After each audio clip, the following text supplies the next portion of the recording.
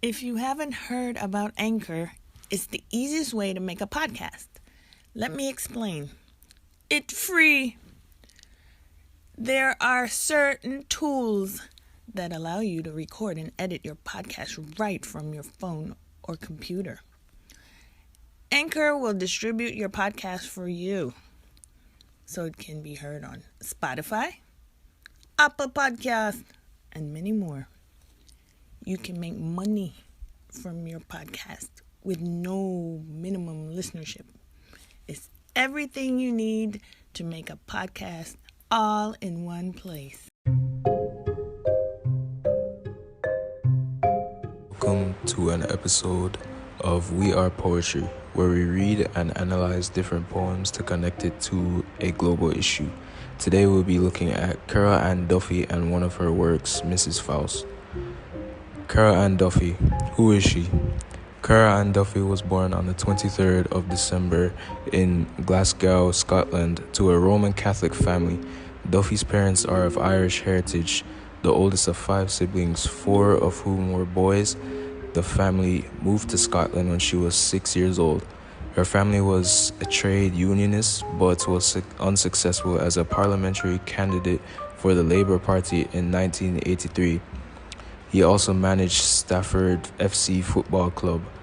Duffy began writing poetry at the age of 11. She was 15 when her first poem was published. She became Poet Laureate of her country on May 1st, 2009, which was a historical moment since there had been no female Poet Laureate for 400 years in England. What are her poems usually about? She usually writes about love poetry that frequently resembles monologues.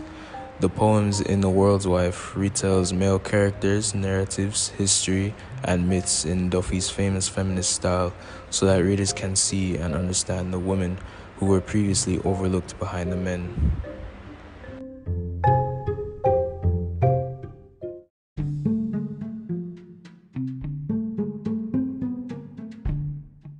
Mrs. Faust starts on page 23.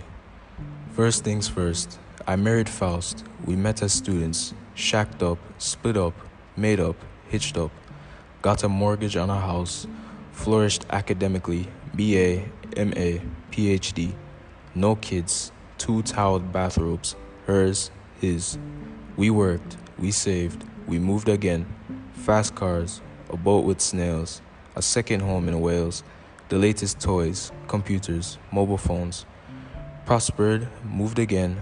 Faust's face was clever, greedy, slightly mad. I was bad. I grew to love lifestyle, not the life. He grew to love the kudos, not the wife. He went to whores. I felt not jealousy, but the chronic irritation. I went to yoga, tai chi, feng shui, therapy, colonic irrigation.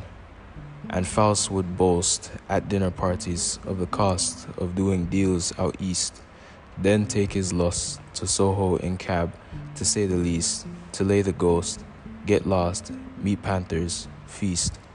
He wanted more. I came home late one winter's evening, hadn't eaten. Faust was upstairs in his study in a meeting. I smelled cigar smoke, hellish, oddly sexy, not allowed. I heard Faust and the other laugh aloud. Next thing, the world, as Faust said, spread its legs. First politics, safe seat. MP, right hong, KG. Then banks, offshore, abroad, and business. Vice chairman, chairman, owner, lord. Enough, encore. Faust was cardinal, pope. Knew more than God. Flew faster than the speed of sound around the globe. Lunched. Walked on the moon, golfed, hole in one, lit a fat Havana on the sun, then back to hunch, invested in smart bombs, in harms. Faust dealt in arms. Faust got in deep, got out, bought farms, cloned sheep. Faust surfed the internet for like-minded Bo Peep. As for me, I went my own street way. Saw Rome in a day, spun gold from hay.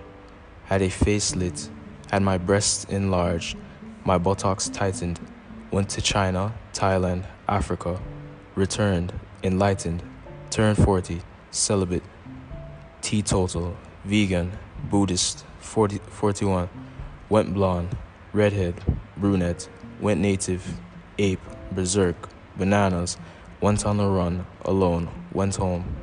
Faust was in. A word, he said. I spent the night being pleasured by a virtual Helen of Troy, face that launched 1,000 ships. I kissed its lips. Thing is, I've made a pact with Mephistopheles, the devil's boy. He's on his way to take away what's owed, reap what I sowed. For all these years, for gagging for it, going for it, rolling in it, I've sold my soul. At this, I heard a serpent's hiss, tasted evil, knew its smells, as scaly devil's hands poked up, right through the terracotta Tuscan tiles at Faust's bare feet, and dragged him, oddly smirking, there and then straight down to hell. Oh well, Faust's will, left everything, the yacht, the several houses, the Learjet, the helipad, the loot, etc., etc. The lot, to me, c'est la vie. When I got ill, it hurt like hell. I bought a kidney with my credit card. Then I got well. I keep Faust's secrets still. The clever, cunning, callous bastard didn't even have a soul to sell.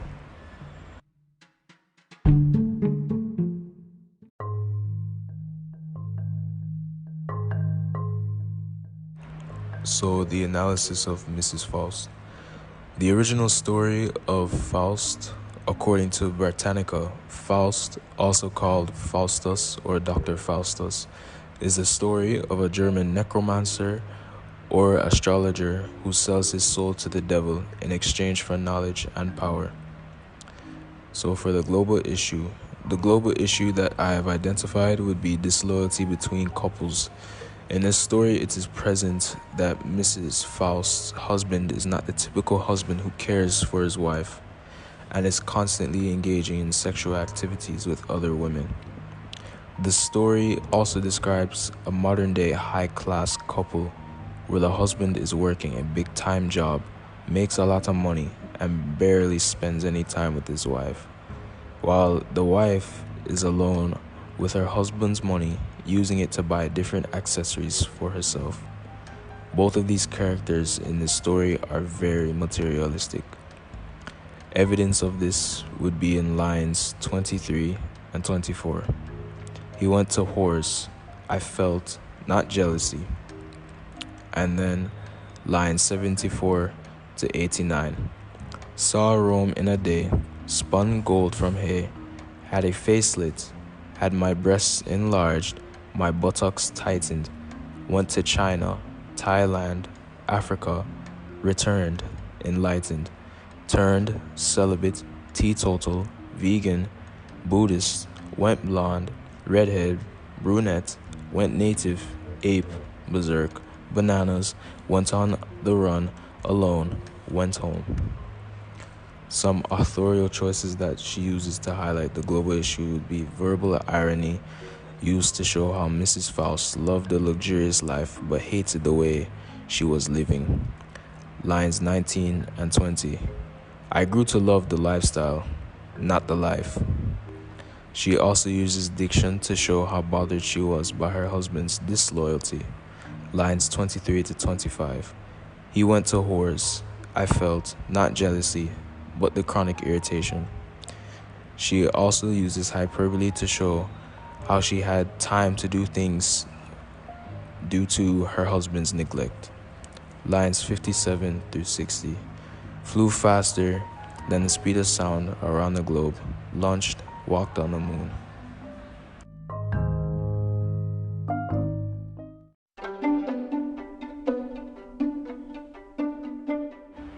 This is the conclusion to my podcast, We Are Poetry. Thank you for listening.